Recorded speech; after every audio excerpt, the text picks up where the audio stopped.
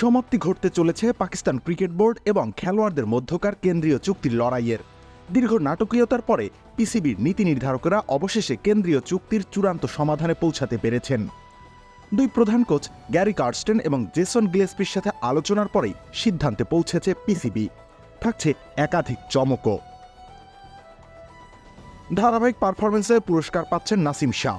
কেন্দ্রীয় চুক্তিতে বড় লাফ দিয়ে বাবর শাহিনদের সাথে জায়গা করে নিচ্ছেন এ ক্যাটাগরিতে। বিপরীত চিত্রের দেখা মিলতে যাচ্ছে শাদাব খানের ভাগ্যে।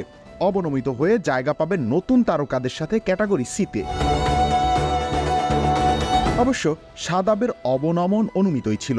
গত কয়েক বছর ধরেই ফর্মের ছিটে ফোটাও দেখা যাচ্ছে না তার পারফরমেন্সে। অনেকটা যেন নিজের নামের ভার আর বিকল্প খেলোয়াড়ের অভাবেই খেলে যাচ্ছেন পাকিস্তান জাতীয় দলে। সব থেকে বড় ধাক্কা সম্ভবত পড়তে যাচ্ছে ইমাদ ওয়াসিমের উপরে। নতুন এক্সপেল এর নতুন ফর্মুলা আরপিএম এর ডুয়েল অ্যাকশনে ঘরের মশা বাঁচবে না, বাইরের মশা আসবে না। পিসিবির আভ্যন্তরীণ সূত্র জানিয়েছে কেন্দ্রীয় চুক্তি থেকে বাদ পড়তে যাচ্ছেন এই অলরাউন্ডার। গত বছরই অবসর ভেঙে আন্তর্জাতিক ক্রিকেটে ফিরেছিলেন ইমাদ।